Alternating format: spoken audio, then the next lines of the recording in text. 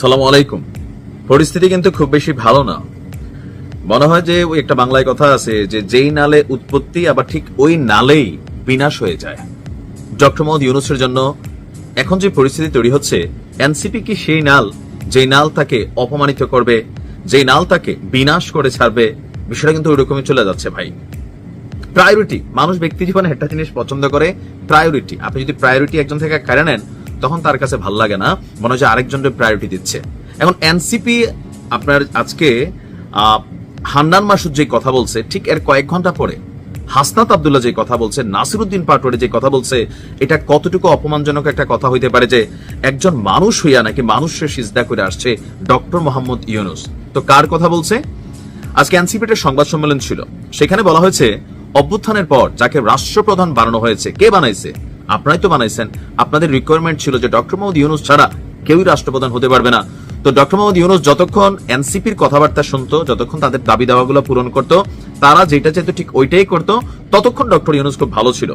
এখন বাংলাদেশে শুধুমাত্র এনসিপির সাপোর্টে বাকি যে রাজনৈতিক দলগুলো আছে তারা যদি সাপোর্ট না করে একটা সরকার কি স্থিতিশীল থাকতে পারতো না। তো সেই ক্ষেত্রে দল হিসাবে প্রথম দিকে এনসিপির সাথে ডক্টর ইউনূসের যে মিল মহাব্বত বেশি একটু ছিল, যখন ওইটা লন্ডনে গিয়েছিল প্রধান উপদেষ্টা ডক্টর মোহাম্মদ ইউনূস, সেখানে গিয়ে জনাব তারেক রহমানের সাথে যে বৈঠক হলো, সেই বৈঠকের পর থেকেই এনসিপি মনে করছে তাদের প্রায়োরিটিটা সরকার দিচ্ছে না। আর সেই জায়গা থেকে বলছে যে অভ্যুত্থানের পর যাকে রাষ্ট্রপ্রধান বানানো হয়েছে সে লন্ডনে গিয়ে সিজদা দিয়ে আসছে। ভাবা যায়? নাসিরউদ্দিন পাটোয়ারি ঠিক একই ভাষায় কিন্তু কথা বলছে, সিজদা দিয়ে আসছে। মানে একজন মানুষ হইয়া মানুষকে সিজদা দিছে। ডক্টর মোহাম্মদ ইউনূস কি তারেক রহমানকে সিজদা দিছে? এটা কোনো কথা? দেখেন, এরা অনেক কথা বলে, কিন্তু কোন কথাটা কতটুকু বলা উচিত, অথবা যে লোকটারে আপনিই বানাইছেন doctor Mohammad Yunus, who is he? তিনি নোবেল লরিয়েটের বাহিরে বাংলাদেশের রাজনৈতিক প্রেক্ষাপটে গেল 17 বছর ওনার কোন অবদান ছিল পলিটিক্যালি? হয়তো মেটিকুলাস ডিজাইন করছেন, আন্তর্জাতিকভাবে তিনি অনেক কিছু হয়তো করছেন, কিন্তু বাংলাদেশের প্রেক্ষাপটে ডক্টর মোহাম্মদ ইউনূস কিন্তু কখনোই হাসিনার আমলে কোন রকম ভূমিকা নেন নাই। যখন নিজে বিপদে পড়ছেন তখন নিছেন, এটা হচ্ছে প্র্যাকটিক্যাল। তো সেই ডক্টর মোহাম্মদ ইউনূসকে আপনারাই রাষ্ট্র ক্ষমতায় বসালেন, তারপর উনি ওনার জায়গা থেকে এখন চেষ্টা করতেছেন। চেষ্টা করার পরে এখন আপনাদের মনোভূত হচ্ছে না, এই জন্য যেই ভাষায় একজন বলল যে গাদ্দার, আর এই ধরনের কথাবার্তা আসলে মানুষকে আপনাদের কাছ থেকে পছন্দ করতেছে। আজকে যদি আপনারা এই কথা অন্য একজন ব্যক্তির নিয়ে কইতেন, তাহলে মানুষ ভাবতো যে না ঠিক আছে, তাদের মনোভূত হয় না। কিন্তু নির্বাচন তো আপনারাই করছেন, ওনাকে ইভেন লড়াই করছেন। এখন এই যে ভাষা প্রয়োগ, এই যে হুঙ্কার হুঁশিয়ারি, নির্বাচনের ঠিক আগ মুহূর্তে এসে এগুলো কিন্তু কোনোটাই পজিটিভ সাইন তৈরি করতেছে না। পরিস্থিতি খারাপের দিকে যাবে। আর আপনারা যদি ডক্টর মোহাম্মদ ইউনূসকে এইভাবে অপমানিত করেন, তাহলে বাকিরা কি করবে? আমার মনে হয় যে ডক্টর মোহাম্মদ ইউনূস খালি কোন রকমে নির্বাচনটা দিয়া এই চিপাত থেকে বের হওয়ার জন্য সর্বোচ্চ চেষ্টা করতেছে। আবার উনিও ওই যে বিচার সংস্কার নিয়ে ওনার কথাও বুঝি না, মুরব্বী মানুষ, বয়স হয়ে গেছে, এটাও একটা ইস্যু, যে কখন কি বলেন নিজেও হয়তো বোঝেন না। তো দুই একটা কথা বলে কিন্তু নিজেও একটু পেচকি লাগাই ফেলছেন। এখন আসলে কি হতে যাচ্ছে ভাবি, একটা সুল্লুক মনে পড়ছে, কইতাম নেই কইয়া লাও, আসবে এমন কলিকাল, বাঘে চাটবে ছাগলের গাল। মানে ভাবির দাদা শ্বশুরে এই কথাটা কইয়া গেছিল, গ মুসলিমের বউ হন কথাটা মনোযোগ দিয়া, জীবনে কোনো একদিন কামে লাগবো। কি এটা কইলা খাকবা ভাই, মন হইলো কইলাম আর কি। যাই হোক, আমাদের আলোচনা এদিকে না, আলোচনার তো ভাই নতুন মোড় চলে আসছে। নির্বাচনকে কেন্দ্র করে বা জুলাই সনদ, জুলাই অভ্যুত্থান, যেই কাগজপত্র, সবকিছুকে কেন্দ্র করে আজকে এনসিপির নেতারা যেই ধাঁচে ডক্টর মোহাম্মদ ইউনূস সহ তারেক রহমানকে মোটামুটি হোয়াইট ওয়াশ করে দিছে। এখন তারেক রহমান এই যে বার্তা পাঠাচ্ছিল শীঘ্রই দেশে ফিরবেন নেতৃবৃন্দ, তো মনে হয় না যে নেতৃবৃন্দ আর দেশে ফিরতে পারবেন। উনি বিদেশে থাকতে হবে, অনলাইনেই পড়ে থাকতে হবে, কারণ ইতিহাস থেকে যদি শিক্ষা না নিয়ে থাকেন। আপনি ভাবতে পারেন যে তারেক রহমানকে ঘিরে এমন একটা মন্তব্য করে বসছে, তারেক রহমানকে ইঙ্গিত করে নাসিরউদ্দিন পাটোয়ারি, ওই যে মুসলিম ভাইয়ের বউয়ের গল্পটা আমার কেন জানি মাঝে মাঝে মাথায় আসে। যাই হোক, জাতীয় নাগরিক পার্টির মুখ্য সমন্বয়ক নাসিরউদ্দিন পাটোয়ারি বিএনপির ভারপ্রাপ্ত চেয়ারম্যান তারেক রহমানের দিকে ইঙ্গিত করে বলেছেন, যমুনা টেলিভিশনের প্রতিবেদন, যে ইতিহাস থেকে শিক্ষা না নিলে বিদেশে অনলাইনে পড়ে থাকতে হবে। তার মানে কি আপনারা দেশে আসতে দিবেন না? মানে ভাই, এই কথাটার অর্থটা কি আমরা একটু বুঝতে চাই, যে তারেক রহমানের বিদেশে অনলাইনে পড়ে থাকতে হবে কেন? দেশে আসলে কি আপনারা কোনো কিছু করে ফেলবেন? মানে ওনারে দেশে ঢুকতে দিবেন না? তাহলে আপনাদের কাছে কি ক্ষমতা আছে যে ওনাকে বিদেশে অনলাইনে পড়ে থাকতে হবে, আপনারা দেশে থাকবেন?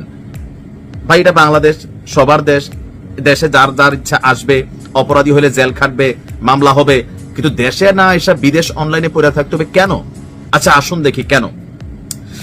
ডক্টর ইউনূসের উপর ক্ষোভ ঝাড়তে গিয়ে বলছেন, লন্ডনের সিজদা দিয়ে প্রধান উপদেষ্টা ফেব্রুয়ারিতে নির্বাচনের ওহি এনেছেন। আপনি ভাষা প্রয়োগটা চিন্তা করতেছেন, আগাগোড়া অনেকটা বেয়াদবি টাইপের কথাবার্তাই মনে হচ্ছে এখন। যে ওই থাকে না যে ছোট বাচ্চা, হ্যাঁ আমারও ছোট বাচ্চা আছে, তো আরো ছোট যখন ছিল বয়স এমনিতে 5 বছর, তো একটা ঘুষি মারে একটা গুতা মারে, তা আমরা খিলখিল করে হাসি বাবু বাবু। তো এরকম বাবু একদিন বড় হয়ে যখন সবার সামনে গুতা মারে, তখন এই গুতা কিন্তু ভালো লাগে না, বাচ্চাদের মাঝে মাঝে একটু একটু শাসনও করতে হয়।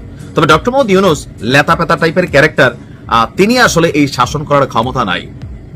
তিনি এরকম বজ্রকণ্ঠ হুঙ্কার মুঙ্কার পাইলে এগুলা কি তিনি করান, নাকি তিনি আসলে কোনো কিছুই করান না, সিচুয়েশনের সাথে তিনি আবার ঘাবড়াই যান, এটাও একটা বিষয়।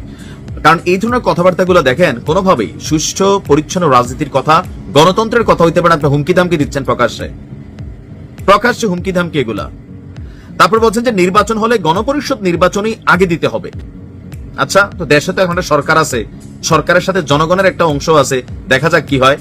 তারপর বলছেন বর্তমান সংকটের একমাত্র পথ এটি, এনসিপি নতুন একটি সংবিধানের জন্য মাঠে নেমেছে। দলের অনেকের মন্ত্রী হওয়ার সুযোগ থাকলেও তারা জনগণের লড়াই চালিয়ে যেতে চায়। হ্যাঁ হ্যাঁ, ওই নীলা মার্কেটে গিয়া ওয়েস্টিনে খাইয়া, ভাই দেখেন আপনাদের এই যে আসিম মাহমুদের সাথে এনসিপির সম্পর্ক নাই, কিন্তু ওই যে অপুর বউয়ে কয়ে গেছে যখন এনসিপির ইজ্জতের উপরে পড়ছে তখন তারা আমার এখানে হাজির করছে। আসিম মাহমুদ বুকে হাত দিয়ে এই কথা বলতে পারলো না যে ওই দিন তিনি আসলে সেখানে যান নাই, তিনি বললেন যে আমার মনে নাই। আপনারা মানে কথাবার্তা যে বলেন, মন্ত্রী এমপির সুবিধা তো দিক দিয়ে টাকা বস্তা বস্তা টাকা আসতেছে, দলের ফান্ড রেডি হচ্ছে, অনেকেই দাবি করে এরকম যে নির্বাচনের জন্য বড় ফান্ডিংটা ওইখান থেকে আসতেছে, কারণ অনেক চাঁদাবাজির মধ্যে সংশ্লিষ্টতা চলে আসতেছে। যে এপিএস এর বিরুদ্ধে যে মামলা হইলো, তারে গ্রেপ্তার করেছে একটা রিক্সাওয়ালা ফুল দিতে গিয়া হত্যা মামলার আসামি হইয়া কারাগারে। ভাই এগুলো বাংলাদেশের মানুষ দেখা ভাবে যে মানে ফেসিজমের নতুন যাত্রা আর একটা শুরু হচ্ছে কিনা, অনেকটা এরকমই। আবার এগুলো বলবে হ্যাঁ তুই এখন বাবা কি মানে সোশ্যাল মিডিয়া লিগ, এরকম আবার অনেকে ট্যাগ টুক দেন। বক্তব্য এর সময় দুর্নীতির অভিযোগ প্রমাণিত হলে আর জনসম্মুখে আসবে। দেখেন নাসিরউদ্দিন পাটোয়ারি হয়তো দুর্নীতি করে নাই, হাসনাত আব্দুল্লাহ করে নাই, কিন্তু তাদের দলের যারা বহুত লোক আছে তাদের বিরুদ্ধে তো আছে। তো এখন সরকার ক্ষমতায় থাকলে এগুলো জীবনে প্রকাশিত হয় না। হাসিনার নামে এখন দেখেন না কত ধরনের মামলা, দুর্নীতির গল্প সামনে আসতেছে, আপনাদের বিরুদ্ধে হবে ক্ষমতা থেকে সরে গেলে।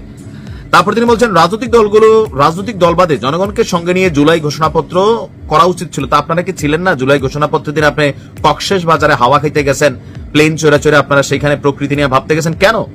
ওই সময় কেন আপনারা বলছে যে এ সময় ভারত জাতীয়তাবাদী ব্যানারের আড়ালে ষড়যন্ত্র করবে বলেও মন্তব্য করছেন তিনি। মানে মন যা চায় একটা মুখ আছে প্লাস্টিকের বলে দিলাম নাকি? একটা ব্যালেন্স থাকা দরকার কথাবার্তার মধ্যে, এটা আমি মনে করি। জনাব তারেক রহমানকে আসলে আবার এই চ্যালেঞ্জ মোকাবেলা করে দেশে আসবেন। তিনি যে দেশে আসেন না, আমার কাছে একটু আশ্চর্য লাগে। তিনি আসলে মনে হয় ভীতু মানুষই, কারণ কিসের ভয় পাচ্ছেন দেশে আসতে তিনি? এখন তো পরিস্থিতি আরো ঘোলাটে হয়ে গেছে। দেখা যাক তারেক রহমান আসে কিনা শীঘ্রই। ভালো থাকে।